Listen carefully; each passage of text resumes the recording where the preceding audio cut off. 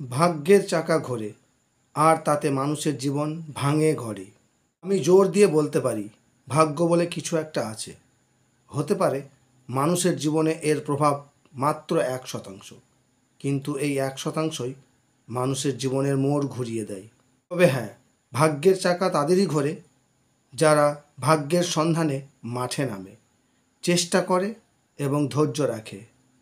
ভাগ্যের সন্ধানে আমরা সবাই মাঠে নামি। কেউ লড়াই শুরু হওয়ার আগেই মাঠ ছেড়ে পালায়, কেউ মাঝপথে ধৈর্য হারিয়ে ফেলি, বাকি লড়াকু যোদ্ধারা শেষ পর্যন্ত লড়াই করে, কিন্তু সবাই জয়ী হতে পারে না। তার মানে এই নয় যে বাকি যোদ্ধারা সবাই ভুলে ভরা ছিল।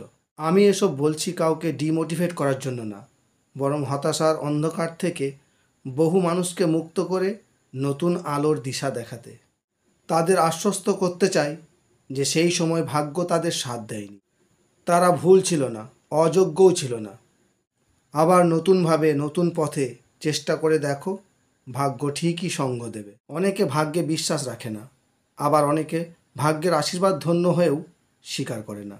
সফল হওয়ার পর সবটাই নিজের কৃতিত্ব বলে চালিয়ে দেয়।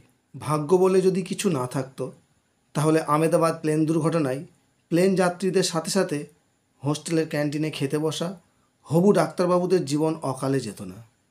তাদের কি ভুল ছিল?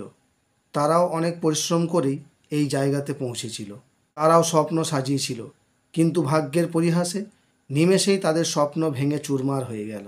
এরকম অসংখ্য উদাহরণ আছে যেখানে শত শত স্বপ্নের অপমৃত্যু ঘটেছে। আশা করি আর ব্যাখ্যা দেওয়ার প্রয়োজন নেই, তবে শেষে একটাই কথা বলবো, হাল ছেড়ো না, ট্রাই এগেন অ্যান্ড এগেন। কারণ ভাগ্য তাদেরই হাতটা ধরে যারা ভাগ্যের সন্ধানে হাতটা বাড়ায়।